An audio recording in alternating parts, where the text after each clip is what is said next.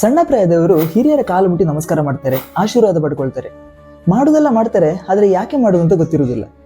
ಸಣ್ಣದಿರುವಾಗ ಕಲಿತಂತ ಹಲವಾರು ಆಚಾರಗಳಲ್ಲಿ ಕಾಲು ಮುಟ್ಟಿ ನಮಸ್ಕಾರ ಮಾಡುದು ಸಹ ಒಂದು. ನನ್ನ ಮನೆಯವರು ಸಹ ಯಾರಾದರೂ ದೊಡ್ಡವರನ್ನು ಅಥವಾ ಗುರುಗಳನ್ನೆಲ್ಲ ಕಂಡ್ರೆ ಕಾಲು ಮುಟ್ಟಿ ನಮಸ್ಕಾರ ಮಾಡ್ಬೇಕು ಅಂತ ಹೇಳ್ತಿದ್ರು.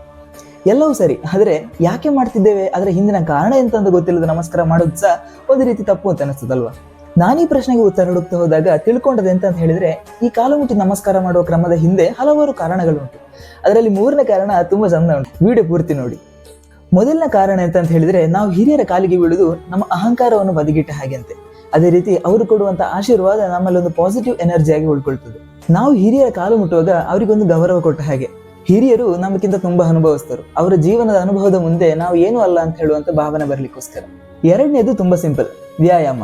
ಈ ಕಾಲಿಗೆ ಬೀಳುವಾಗ ಕೆಲವರು ಸಾಷ್ಟಾಂಗ ನಮಸ್ಕಾರ ಕೂಡ ಮಾಡ್ತಾರೆ, ಕೆಲವರು ಕಾಲು ಮಡಿಸಿ ನಮಸ್ಕಾರ ಕೂಡ ಮಾಡ್ತಾರೆ. ಎರಡು ಕೂಡ ದೇಹಕ್ಕೆ ಒಂದು ಒಳ್ಳೆ ವ್ಯಾಯಾಮ ಆದ ಹಾಗೆ. ಬಾಡಿಯನ್ನ ಬೆಂಡ್ ಮಾಡಿದಾಗ ಬ್ಲಡ್ ಸರ್ಕ್ಯುಲೇಷನ್ ಆಕ್ಟಿವ್ ಆಗಿ ಬ್ಲಡ್ ನಮ್ಮ ಬ್ರೈನ್ಗೂ ರೀಚ್ ಆಗ್ತದೆ, ಇದರಿಂದ ಆರೋಗ್ಯ ಕೂಡ ಒಳ್ಳೆದಾಗಿರ್ತದೆ. ಮೂರನೇದ್ದು ಅಂದ್ರೆ ಕೊನೆಯದ್ದು, ನಾವು ದೊಡ್ಡವರ ಕಾಲು ಮುಟ್ಟುವಾಗ ಅವರು ನಮ್ಮ ತಲೆ ಮೇಲೆ ಕೈ ಇಡ್ತಾರೆ. ಇದೊಂದು ಸಣ್ಣ ಸರ್ಕ್ಯೂಟ್ ತರ ನೋಡಿದ್ರೆ ಒಂದು ಬಯೋ ಎಲೆಕ್ಟ್ರಿಕಲ್ ಎಕ್ಸ್ಚೇಂಜ್ ಅಂತ ಹೇಳ್ಬೋದು.